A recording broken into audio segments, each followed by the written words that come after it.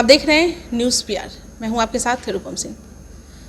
इस बार बिहार में गर्मी का प्रभाव ज़्यादा होने वाला है, ऐसा माना जा रहा है। फरवरी के महीना ख़त्म हुआ, जिस तरह से महीने का अंत हुआ उसी तरह से जो गर्मी का है उसमें जो पारा है वो बढ़ते गया है। कहा जा रहा है कि इस बार मार्च महीने में ही गर्मी देखने को मिलेगा और इस बार जो शनिवार की जो रिपोर्ट आई है कि वैशाली में सबसे ज़्यादा पारा चढ़ा था, उसके बाद प्रदेश में।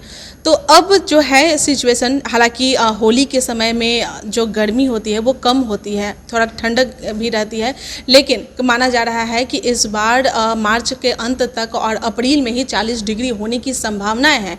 तो क्या कुछ असर पड़ेगी इससे हमारे मौसम पे और लोगों पर, और जो कृषि जो है उन पे क्या कुछ असर पड़ेगी, करने के लिए आज हमारे साथ राजेश कुमार हैं जो कि मौसम विज्ञानी हैं। हम इन्हीं से बात करते हैं और सारा डिटेल ये आपको बताएंगे।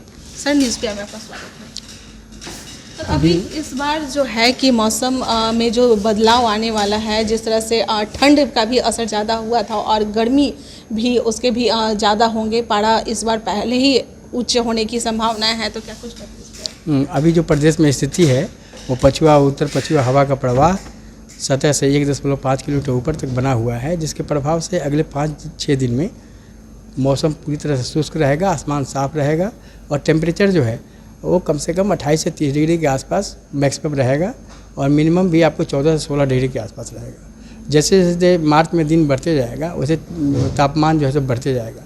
मार्च के अंत तक जो है सो 40 डिग्री होने की भी संभावना है। अभी किसी भी तरह का कोई सिस्टम न बंगाली खाड़ी बना हुआ है, न किसी तरह कोई ऐसा सिस्टम नहीं बना हुआ है जिसकी वजह से प्रदेश में बारिश का आसार हो।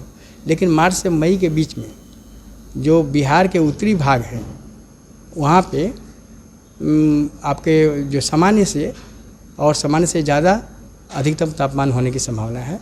दक्षिणी भागों में सामान्य के आसपास ही रहेगा।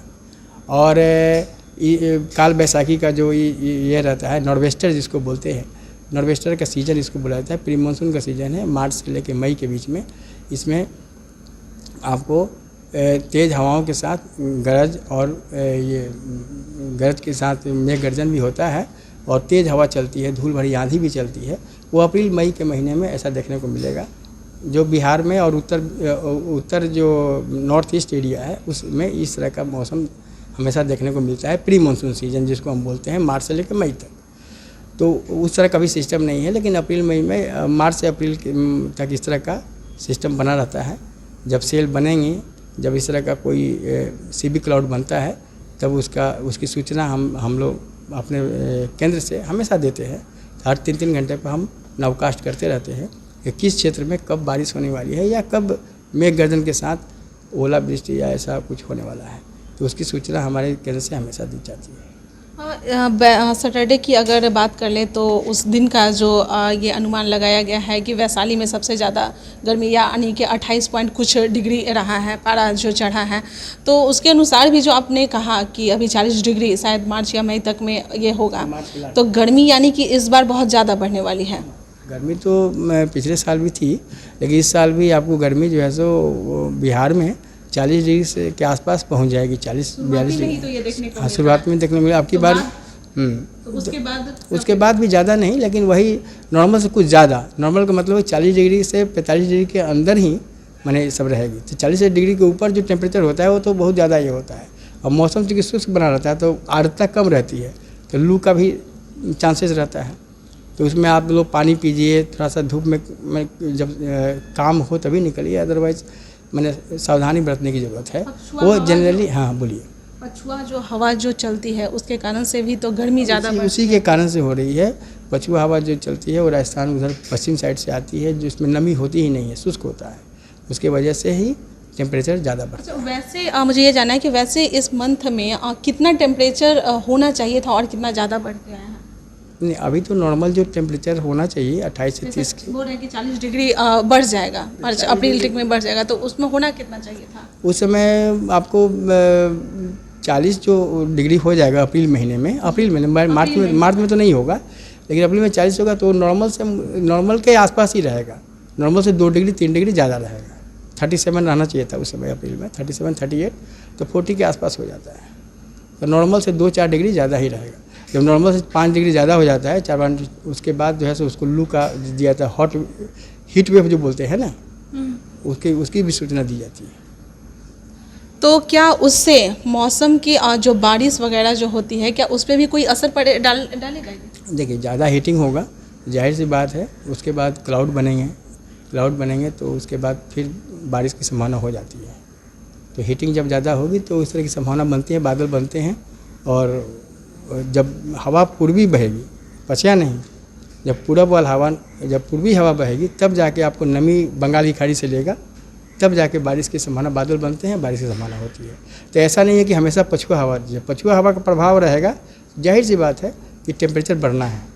जब पूर्वी हवा जब चलेगी तो उसमें आपको क्या होगा कि पसीना भी आएगा, है ना, क्योंकि नमी ज़्यादा रहती है। पूर्वी हवा का मतलब क्या होता है, जो ईस्टर्ली विंड आती है पूर्वी हवा, वो बंगाल की खाड़ी से आती है, जाहिर सी बात है नमी युक्त आएगी तो आपको गर्मी अगर 35 डिग्री 35 डिग्री भी रहेगा, अगर पूर्वी हवा चल रहा है तो पूरा पसीना से आप लथपथ हो जाइएगा। इसमें क्या होता है, पछिया हवा में मुंह भी सूखने लगेगा, आर्द्रता कम हो जाता है, शुष्क हो जाता है, पानी पीजिएगा लगेगा प्यास लगा हुआ है, तो यही है।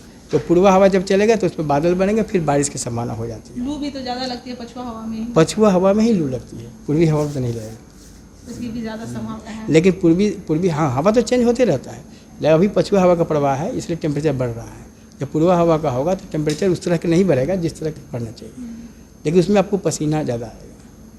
बहुत बहुत धन्यवाद। तो आपने सुना कि इस बार जो गर्मी है, जितनी डिग्री होनी चाहिए पारा, उससे 2-3 डिग्री ज़्यादा हो गई है, और पछुआ हवा चलने की ज़्यादा संभावना है। उसके कारण से लू जो है, लू होने की संभावना है, और लोगों को बचने की इस बार ज़्यादा उन्हें कोशिश करनी चाहिए कि जो गर्मी आ रही है उसमें हम अपने आप को कितना सतर्क रख सकें, कितना बचाव उससे कर सकें। चलिए, बने रहे न्यूज़ पीआर के साथ। जिस तरह से अगर किसी भी प्रकार की और भी कुछ संभावनाएं बनती है टेम्परेचर में, तो हम फिर इनके पास आते हैं और फिर बात करते हैं।